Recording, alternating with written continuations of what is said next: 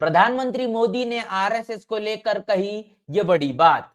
महाबोधि महाविहार मुक्ति आंदोलन के 10वें दिन प्रोफेसर विलास खरात ने जो कहा, सोशल मीडिया पर हो रहा है वायरल। और वंचित बहुजन आघाड़ी ने भी आखिर क्यों दिया महाबोधि महाविहार मुक्ति आंदोलन का अपना बड़ा समर्थन। जी हाँ दोस्तों, आपने बिल्कुल सही सुना। मैं हूं पराग महेंद्र, आप देख रहे हैं नेशनल चौपाल। ये तमाम वो खबरें इस देश का मनुवादी जातिवादी मीडिया आपके साथ साझा नहीं करेगा जो आपके लिए जानना समझना सबसे ज्यादा आवश्यक है। देश के प्रधानमंत्री मोदी के जरिए हाल ही में एक बयान दिया गया जो कि आरएसएस को लेकर है। आरएसएस को लेकर जिस तरीके से तमाम बातें प्रधानमंत्री मोदी इनके जरिए साझा की गई है, अमूमन तौर पर देखा यह जाता है कि जब देश से बाहर विदेशों में जब प्रधानमंत्री जाते हैं, बड़े बुलंदी से और बहुत ही आत्मविश्वास से ये बात कहते हैं कि वो बुद्ध के देश से आए हैं और बुद्ध की संस्कृति और बुद्ध के दिए गए मार्ग और मार्गदर्शन को लेकर तमाम उनकी बातें कहीं न कहीं किसी भी कीमत पर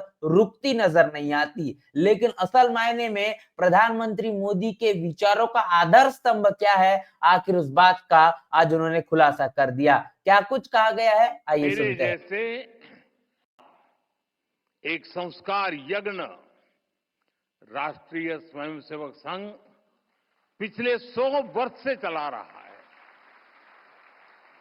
मेरा सौभाग्य है कि मेरे जैसे लाखों लोगों को आरएसएस ने देश के लिए जीने की प्रेरणा दी है और संघ के ही कारण मुझे मराठी भाषा और मराठी परंपरा से जुड़ने का भी सौभाग्य प्राप्त हुआ। इसी कालखंड में कुछ महीने पहले मराठी भाषा को अभिजात भाषा का दर्जा दिया गया है। तो यहाँ पर वो तमाम बातें आपने सुनी जो प्रधानमंत्री मोदी के जरिए कही गई है। इस पूरे के पूरे कार्यक्रम के दौरान उन्होंने बताया है कि आरएसएस ने इस देश के अंदर एक ऐसा संस्कार पैदा किया जिसके कारण उनके जैसे कई लाखों लोग तैयार हुए। सवाल यह है कि यदि आरएसएस इतना ही देश प्रेम और भागीदारी में विश्वास रखता है तो पिछले 100 सालों के अंदर आखिर आरएसएस में कितने ऐसे सरसंघचालक हुए जो दलित और आदिवासी समाज से ताल्लुकात रखते हैं। क्या एक ऐसा उदाहरण आरएसएस के पास में है? ये तमाम बातें समझ में आती है कि इस देश के अंदर मनुवादी जातिवादी ताकतें किस तरीके से अपने विचारों को अब बड़े बड़े मंचों के आधार पर लोगों के बीच में पिरोना शुरू कर चुकी है और जिसकी जड़ें अब समय के मुताबिक काफी ज्यादा मजबूत है। इसके साथ साथ इन तमाम मनुवादी जातिवादी विचारधारा को निस्तनाबूद करने के लिए बुद्ध से लेकर तो तमाम बहुजन महापुरुषों का लगातार आंदोलन देखा जा रहा है और वो भी आंदोलन आज जारी है। एक तौर पर देश में प्रतिक्रांति का आंदोलन और दूसरी तरफ क्रांति वाला आंदोलन, ये दोनों आंदोलन की लगातार लंबे समय से लड़ाई है जिसको लेकर बाबा साहब ने भी ये बात अपनी तमाम किताबों में लिख कर रखी है। देश में सिर्फ एक ही तरफ पे आपको लड़ाई देखने को मिलेगी जो मनुवाद जातिवाद ब्राह्मणवाद वाली लड़ाई है, उसके वर्सेस में आपको क्रांतिकारी विचारधारा, बहुजन विचारधारा, मानवतावादी विचारधारा आपको देखने को मिलेगी। ये दो ही विचारधाराओं की लड़ाई इस देश के अंदर में, इस बात को लेकर बाबा साहब ने भी काफी कुछ कहा है। इसी के साथ साथ महाबोधि महाविहार, जहां पर लंबे समय से एक आंदोलन जारी है, जो कि आंदोलन की जो नींव है वो इस मुताबिक है कि देश के अंदर जिस तरीके से तमाम जो विरासतें हैं, खासतौर पर बौद्ध विरासतें हैं, वो बौद्धों को ही सौंपा जाए। लेकिन ऐसे तमाम बौद्ध विरासतों पर जो मनुवादी जातिवादी लोगों का कब्जा है, ये कब्जा हटकर कहीं ना कहीं ये पूरा का पूरा दारोमदार, पूरा का पूरा जो अधिकार है वो बौद्धों का होना चाहिए। इस मामले को लेकर लगातार देश के अंदर अब एक बड़ी आवाज उठ चुकी है और इसी मामले को लेकर आपको बता दें कि तकरीबन 10 दिनों से आंदोलन जारी है, जिस आंदोलन में तमाम बौद्ध भिक्षुओं के माध्यम से प्रतिक्रियाएं है। बौद्ध भिक्षु लंबे समय से डटे हुए हैं। तस्वीरें आप देख रहे हैं कि बाबा साहब की तस्वीर, संत रविदास महाराज, इनकी तस्वीर, तमाम बौद्ध भिक्षु इस मुताबिक आप इस आंदोलन में शिरकत करे हुए हैं कि किसी भी कीमत पर वो पीछे हटने के लिए दिखाई नहीं दे रहे हैं। ऐसे में आप ये वीडियो देखिए, जो वीडियो काफी कुछ कहता है। शरीर 5 दिन से कुछ खाए नहीं है, हमें कार्यकर्ता रिलीफ कराते रहे हैं। এবং এত দান দক্ষিণা ফল মূল এত পরে এখানে, কিন্তু আজকে সেটা তাদের হাতে দুটো দেওয়া হয় না। তারা মহামানবের সামনে वहाँ किसी पानी भी नहीं पिए हैं। দাঁড়ালে তাদের দূর করে দেওয়া হয়, তাদের বার করে দেওয়া হয়, এবং সিকিউরিটি যারা আছেন তারা দুর্ব্যবহার করে। এরা ভাবছে এটা যে আজকে পাখন্ডী যে করছে, এই আপনার কুম্ভ নিয়ে, এই কুম্ভ নিয়ে, এই খম্ভ নিয়ে সমস্ত জায়গায় गाता म्हणा गाता गाता गाता चालू करा ना. মহামান खाए नहीं है, हमें कार्यकर्ता रिलीफ कराते रहे हैं। এবং এত দান দক্ষিণা ফল মূল এত পরে এখানে, কিন্তু আজকে तो ये हालात आप देखिए किस तरीके से तमाम बौद्ध भिक्षु आपको नजर आएंगे, लगातार अनशन पर है। और अनशन और इस संघर्ष के पीछे की वजह, कारण ये है कि बौद्धों की विरासत, जहां पर तथागत गौतम बुद्ध ने अपने ज्ञान की प्राप्ति की, ऐसी जगह को मनुवादी जातिवादी किस्म के लोग अनेकों तरीके से ब्राह्मणवादी मनुवादी तौर पर इसका पूरा का पूरा है ब्राह्मणाइजेशन करने के लिए लगे हुए हैं।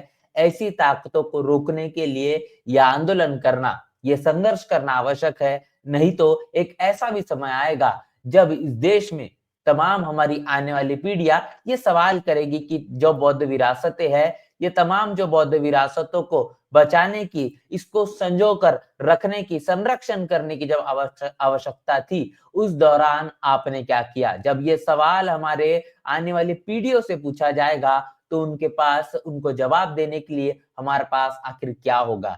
हम क्या उन्हें ये सवाल का जवाब देंगे कि हम उन तमाम बौद्ध विरासतों को नहीं बचा पाए, जो कि हमारे लिए एक प्रेरणा स्रोत है, और आने वाले इतिहास को, आने वाले भविष्य को इतिहास से सबक लेकर बनाने के लिए हमें हमेशा से ही एक प्रेरणा देती है। ये तमाम खबरें, ये तमाम चीजें इस देश का मनुवादी जातिवादी मीडिया आपके साथ साझा नहीं करेगा, जो आपके बीच लगातार हम साझा करने की कोशिश यहाँ पर कर रहे हैं। तस्वीरों में आप देख रहे हैं बौद्ध भिक्षुओं की हालात, और इन बौद्ध भिक्षुओं के जरिए इस लंबे समय से चलने वाला यह आंदोलन, जिसको तकरीबन अब 10 दिन पूरे हो चुके हैं, इस पूरे के पूरे मामले को लेकर डॉक्टर विलास खरात, इनके जरिए काफी कुछ कहा जा रहा है। वो भी प्रतिक्रिया आपके साथ साझा करते चलेंगे कि आखिर इस पूरे के पूरे मामले को लेकर उनकी प्रतिक्रिया क्या है। तो ये तमाम ये तस्वीरें हैं जो आपको जानना, आपको समझना काफी ज्यादा आवश्यक है। और जिस तरीके से लगातार प्रतिक्रिया है, प्रोफेसर विलास खरात लंबे समय से इस आंदोलन को लेकर डटे हुए हैं और उनकी प्रतिक्रियाएं हैं, और जिसके कारण ये समझ में आ रहा है कि चंद्रशेखर आजाद के जरिए भी इस मामले को लेकर अपना जो समर्थन दे दिया गया है, आरजेडी के माध्यम से भी इस पर अपना समर्थन है। पूरे देश और दुनिया से बौद्ध भिक्षु अब बोध गया में एकत्रित हो रहे हैं, और उनके माध्यम से भी लगातार इस आंदोलन को समर्थन देने का सिलसिला जारी है। यह आंदोलन इसी तरीके से बरकरार रहेगा तो वो दिन दूर नहीं कि ये जो विरासत है, जो कहने की बोध गया महाविहार, महाबोधि महाविहार की, ये बौद्धों के हाथों में आने के लिए काफी ज्यादा आसानी हो जाएगी। मनुवादी जातिवादी ताकतों को हराने के लिए हर एक तरीके से संघर्ष करना यहाँ पर ये आवश्यक हो चुका है। ये प्रतिक्रिया देखिए, जिस तरीके से तमाम बौद्ध भिक्षु आपको नजर आएंगे, वंचित बहुजन आघाड़ी के जरिए इस पूरे के पूरे मामले को लेकर जो है वो भी समर्थन दे दिया गया है। प्रकाश आंबेडकर ने ये बात कही है कि जो महाबोधि महाविहार है, ये बौद्धों के हाथों में होना चाहिए, और ऐसे में इस महाबोधि महाविहार मुक्ति आंदोलन को भी एक बड़ा समर्थन प्रकाश आंबेडकर इनके जरिए दे दिया गया है। तो अब अनुमान लगाइए कि अब वो विरासतें, जो विरासतें हमको प्रेरणा देती थी, हमें ये बताती थी कि इतिहास में हमारे पुरखे कितने ज्यादा बलशाली थे, उनका काम करने का तौर तरीका कितना बेहतरीन था, उन्होंने इस देश के अंदर समता, स्वतंत्रता, बंधुता और न्याय को प्रस्थापित करने के लिए जो लड़ाई लड़ी, जो ज्ञान की प्राप्ति करी और लोगों के मन मस्तिष्क को जो तैयार करने का काम किया, आज उनके ही उस अस्तित्व पर सवाल उठता हुआ नजर आ रहा है, जो कि सम्राट अशोक ने 84,000 बौद्ध विहार स्तूप बनाकर बाबा साहब के विचारधारा के मुताबिक इस देश के अंदर जो संविधान बना, लेकिन संविधान के साथ साथ जो इतिहास बाबा साहब ने जहां से लिया, उस तरीके से तथागत गौतम बुद्ध का पूरा जीवन रहा। सम्राट अशोक ने तथागत बुद्ध के इस धम्म को अपनाने का काम किया।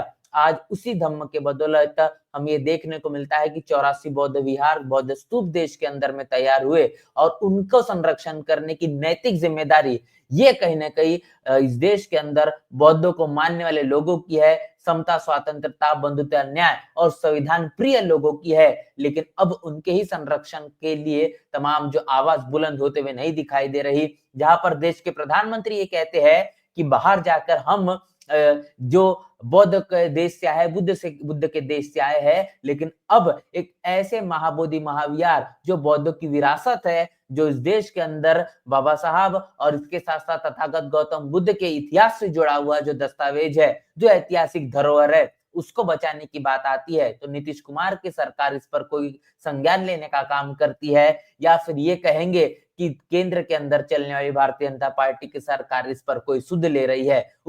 वो इस बात को मानने में लगी हुई है कि आरएसएस ही उनका संस्कार है और वहां से ही उनको वो आधार स्तंभ मिला है, जिसके कारण वो तैयार हो पाए हैं और विचारधारा के आधार पर अब देश के अंदर इस अपनी जड़ों को वो लगातार मजबूत करने में लगे हुए हैं। तो इस बात को, इनके इस दोगले चरित्र को समझना होगा और हमारी विरासत को बचाने के लिए हमको ही लड़ना पड़ेगा।